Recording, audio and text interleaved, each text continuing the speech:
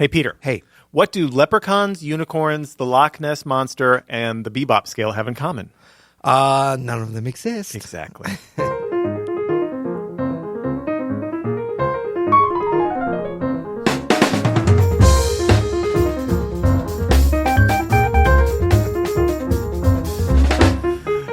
I'm Adam Ennis. And I'm Peter Martin. And you're listening to the You'll Hear It podcast.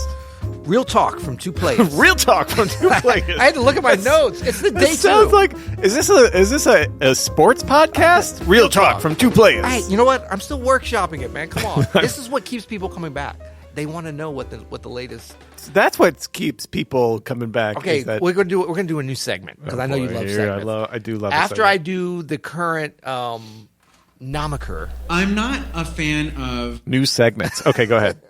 No, after I do our current catchphrase, our little thing, which there, is again real talk from two players. That's what it currently is. Love it or leave it, buddy. All right. I'm going to give you a little quiz about past ones and see how many you can remember. First of all, what was our very first Daily Jazz Advice? Coming at you. Daily Jazz Advice. Was probably our best one, actually. Well, we stopped being daily, so that was, If we stopped being jazz. we stopped being jazz. Yeah.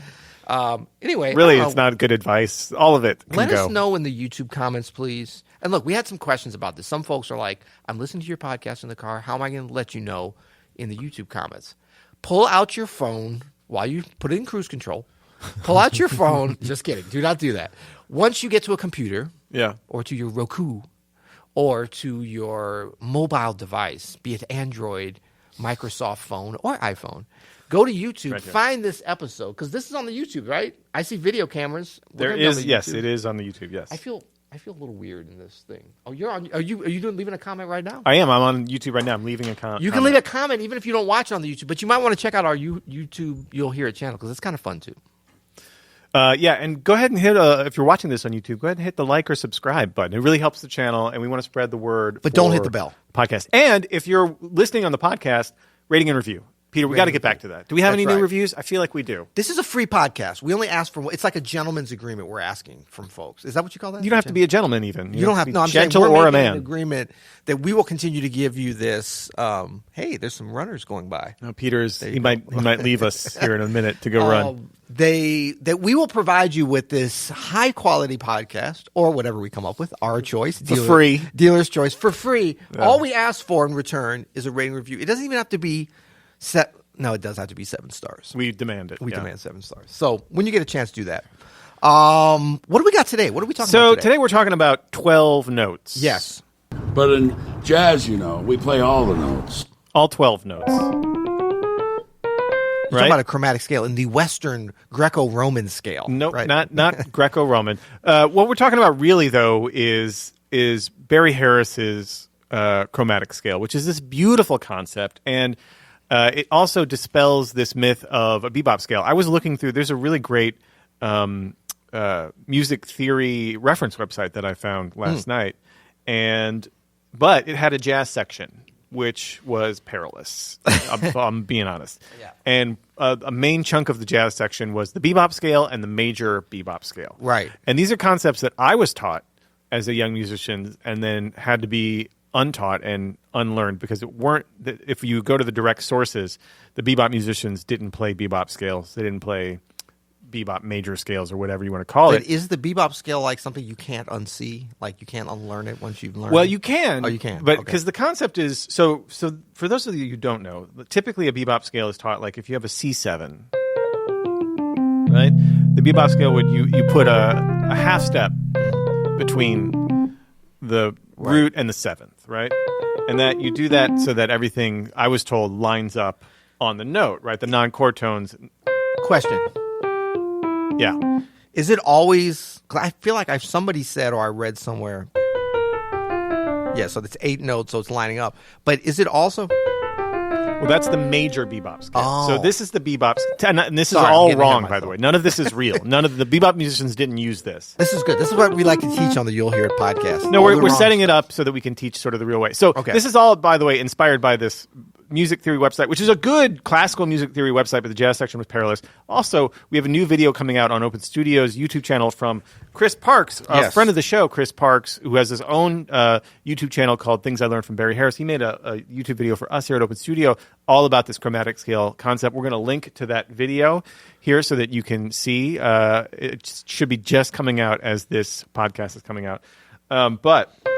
So we're just setting up what the bebop scale is usually taught as. Yep. And we're going to then explain how Barry Harris didn't teach it that way at all, but taught a sort of what you might consider a similar concept, but it actually is way deeper. Like all things Barry Harris, it's way deeper and has way more applications than you might think. So very onion-esque with many layers. So it does involve putting chromatic scales between notes of the scale, like putting chord tones and non-chord tones on the beat. Yeah. But it's not just the one. It's not just that. It's available to us in pretty much anywhere that there's a scale tone or a chord tone. A chord tone and a non-chord tone, it's available to us. So let's just take a major scale, C major scale. Let's do it. So the way that Barry Harris would teach to put chromaticism between chord tones and non-chord tones is you can go chromatic up to the third. Right? Because there's a chromatic note between C and D, right, on a C major scale. There's a chromatic note between D and E. And then once you get to here, this is where things kind of go awry because there's no chromatic note between E and F, which is the diatonic, right? So what Barry does is have you go up to the scale note just above F. So you jump up to G and then back down to F. Now, there's a chromatic tone between F and G, a chromatic tone between G and A.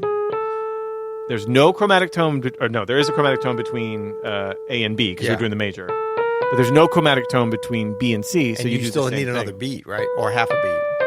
So you go up to the tone above the C. Let me see if I can play what you just... I might not have caught it.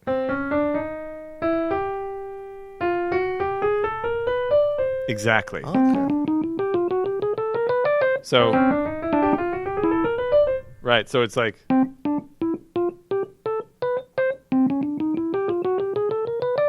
right, happens in the same.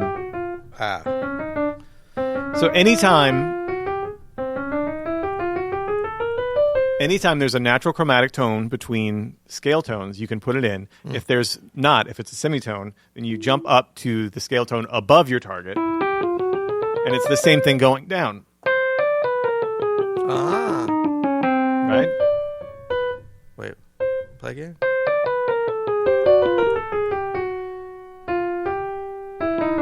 Yeah. So, and this is where you get things like, right? So what's brilliant about this is now it doesn't matter what scale you're playing. So let's do a dominant scale. C7, right? Yeah. So the same rules apply. It's exactly the same. But when you get to that half step between the A and the B flat, you jump up to the scale tone above the B flat, C, and then hit the B flat, and then there's a half step now between B flat and C. And that becomes the final passing notes. Yeah. So that's how, if you were to go down.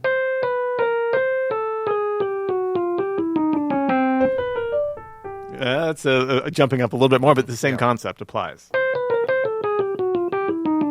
So you can use this on any scale, like you'd use it on a Dorian scale, right? Can you talk a little bit at this juncture, before you even go on to the Dorian, just about your phrasing? Because I notice you have an affectation with your phrasing that really fits, especially when and when you come down. It just makes sense, right? I'm exaggerating there, but there is something. Right when you're jumping up before you're coming back down. Yeah.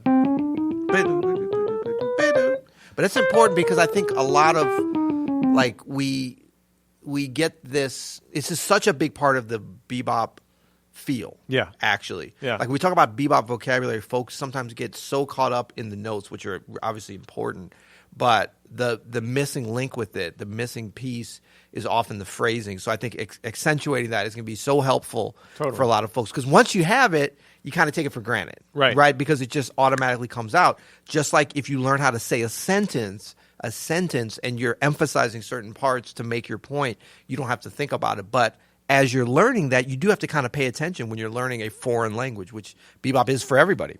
Totally.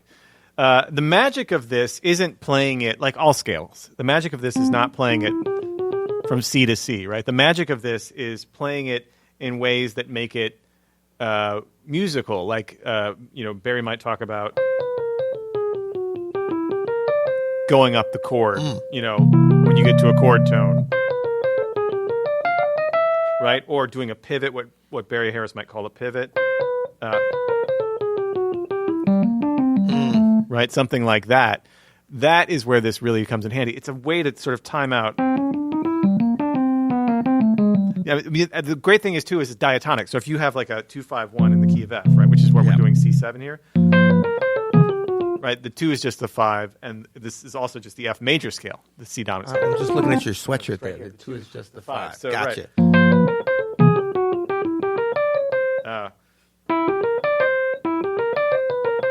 Works on F, right? Because it's just the F major scale is the C dominant scale. It's the same thing. Yep. It's the same concept. So it's not just about putting a half step between the 5th and 6th tones on the major. It's not about putting a half step between the root and the dominant 7 on a dominant scale. It's like these half steps can go anywhere, and where they don't fit naturally, you can put that scale tone above, both ascending and descending. It's a beautiful concept. We're going to link to Chris Parks' video. By the way, Chris Parks is doing a lot of teaching over at Open Studio Pro. I don't know if you know that, Peter, but Open Studio Pro folks love Chris. Well, he's just he studied with Barry Harris for decades. He really has all of Barry Harris's concepts right at his fingertips, and he's so clear and concise with how he explains it. I just love this idea because, seeing that sort of classical theorists talk about the bebop scale and the major bebop scale and how, the bebop musicians weren't thinking about that like that at all. You know what I mean? It's so great. So great. And I mean, just the fact that can you help me with this one more time? Oh, yeah. To be able to play a line, and this you haven't even taken it into any kind of like breaks or skips or anything like that. Yeah. But just to play the line straight when it makes so much more musical sense. Right. Than some of these other scales. Every scale tone is on the beat. Yeah. Yeah. It's a system. It's a little system. It's a little system. A little Isn't that joyful great? system. It's just a really beautiful little... And now I finally know it. And now you got it. So, and now, based on our episode last time, you're going to take it through all 12 keys. Okay. Exactly. Can you do it descending as well? You gotta do it descending. I don't know if I can do it descending back in C. Is that right? Yeah.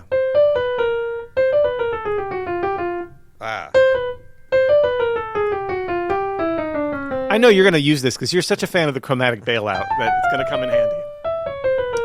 Of course, the chromatic bailout. Chromatic But bailout. in jazz, we play all the notes. 12 notes of the scale. Good. Great stuff, man. Thank you, Adam. You laid this out beautifully. Well, Looking forward to the future Chris. The bebop scale is not a real thing. It's not. Yeah. That's why it sounds like beep. All right. Till next time. You'll hear it.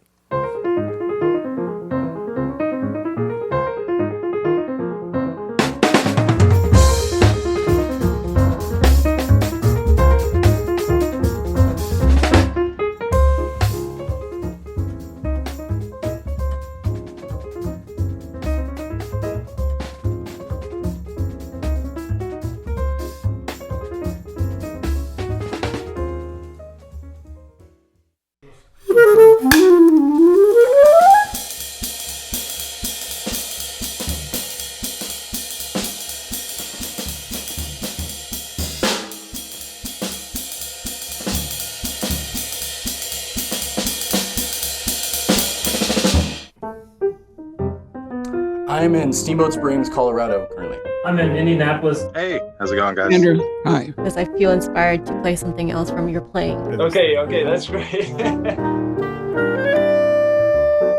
I think using the metronome is a great tool, but it's not the only tool. All of the answers are really in the music. What does it mean to live in a groove, be in a groove?